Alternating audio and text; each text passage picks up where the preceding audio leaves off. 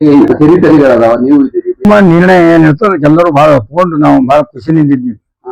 ಮತ್ತೆ ಇದ್ರಾಗ ಏನ್ ಹೇಳ್ತಕ್ಕಂಥ ಪ್ರಶ್ನೆ ತಮಗೂ ಸ್ಥಾನ ಸಿಗುತ್ತಂತ ಏನಾದ್ರೂ ವಿಶ್ವಾಸ? ನಾ ಯಾವಾಗ್ಲೂ ಒಂದೇ ಮಾತು ಹೇಳಿ, ಯಾವಾಗ್ಲೂ ನಮ್ಮ ಪಕ್ಷ ಏನ್ ನಿರ್ಧಾರ ತೆಗೆದ್ರು ಹೈಕಮಾಂಡ್ ಮೇಲೆ ಬಿಟ್ಟಿಷೆ. ಆಕಾಂಕ್ಷಿಗಳಾಗೋದು ಬಹಳಷ್ಟು ಜನ, ಎಲ್ರು ನಾವ್ ಎಷ್ಟು ಜನ ಆರಿಸಿ ಬಂದ್ವಿ ಎಲ್ರು ಆಕಾಂಕ್ಷಿಗಳೇ, ಯಾರು ಕೊಟ್ರು ಬೇಡ ಅನ್ನಂಗಿಲ್ಲ. ಆದ್ರೆ ಒಂದೊಂದು ಸಂದರ್ಭ ನೋಡಿ ನಮ್ಮ ಸಲ ಸಾಕಷ್ಟು ಬಾಪು ನೀವೆಲ್ಲ ಸುದ್ದಿ ಮಾಧ್ಯಮ ಮಾಡಿದ್ರಿ, ಹಾಗಾಗ್ತದೆ ಹೀಗಾಗಿ ಶಾಂತ ರೀತಿಯಿಂದ ನಮ್ಮ CLP ನಾಯಕನನ್ನ ಆಯ್ಕೆ ಮಾಡಿದ್ರು. ಯಾವುದೇ ಒಂದು ಕಿರಿಕಿರಿಲ್ಲದೆ, ಘಟನೆ ಇಲ್ಲದೆ ಬಹಳ ಸಂತೋಷದಿಂದ ಎಲ್ಲರೂ ಕೂಡ ಆಯ್ಕೆ ಮಾಡಿ ಪ್ರಮಾಣ ವಚನ ಕೂಡ ಎಲ್ಲರೂ ಕೂಡ ಬಹಳ ಸಂತೋಷದಿಂದ ಭಾಗವಹಿಸಿ AICC ಕರ್ನಾಟಕ ರಾಜ್ಯದ ಎಲ್ಲ ನಮ್ಮ ಶಾಸಕರುಗಳು, ಮಾಜಿ ಶಾಸಕರುಗಳು, ಮುಖಂಡರುಗಳು ಭಾಗವಹಿಸಿ ಅದನ್ನು ಕೂಡ ಪ್ರಮಾಣ ವಚನ ಆಯ್ತು.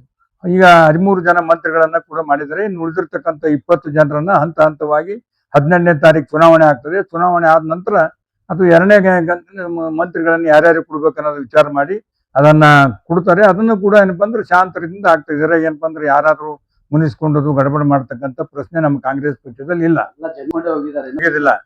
ನಾವು ಮುನಿಸ್ಕೊಂಡು ಹೋಗಿಲ್ಲ, ಅದೇ ತಪ್ಪು ನಿಮ್ದು. ನೀವ್ ಹೇಳಿದ್ದೆ ಅದಕ್ಕೆ ಮುನಿಸ್ಕೊಂಡು ಹೋಗಿಲ್ಲ, ಹೇಳೇ ಹೋಗ್ಯಾನ ಪಾಪಿನೋ ನಮಾಜ್ ಟೈಮ್ ಐತೇನೋ ಅಂತೇಳಿ ಹೇಳೇ ಹೋಗ್ಯಾರ. ಹೊಸಬರು ಹಳೇಬರು ಎಲ್ಲಾನು ಸೇರೆ ಮಾಡ್ಬೇಕಾಗ್ತದೆ ಕ್ಯಾಬಿನೆಟ್. ಹೊಸಬರು ಇರ್ತಾರೆ, ಹಳೇಬರು ಇರ್ತಾರೆ. ಹೊಸಬರು ಮತ್ತೆ ಯತೀಂದ್ರ ಬಂದಲ್ಲಿ ಹೊಸಬ್ನೇ ನಾವು.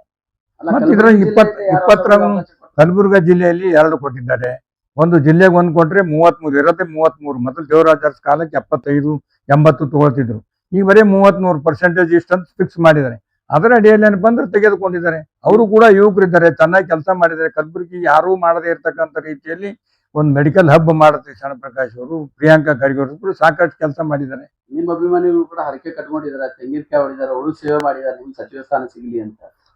ಸಿಗಲಿ ಅಂತ ನಾನು ಆಸೆ, ನಮ್ಮ ಅಭಿಮಾನಿಗಳದಿತ್ತು. ಆದ್ರಪ್ಪ ಹೈಕಮಾಂಡ್ ನಿರ್ಣಯಕ್ಕೆ ನಾವು ಬಹಳ ಸಂತೋಷದಿಂದ ಖುಷಿ ಇದ್ದೀವಲ್ಲ. 2ನೇ ರೌಂಡ್ ಅಲ್ಲಿ ಏನಾದ್ರು ಕೇಳ್ತೀರಿ? ಸಿಗಬಹುದು, ಕೊಡ್ಬೋದು, ಅದು ಹೈಕಮಾಂಡ್ ಬಿಟ್ಟು ವಿಷಯ.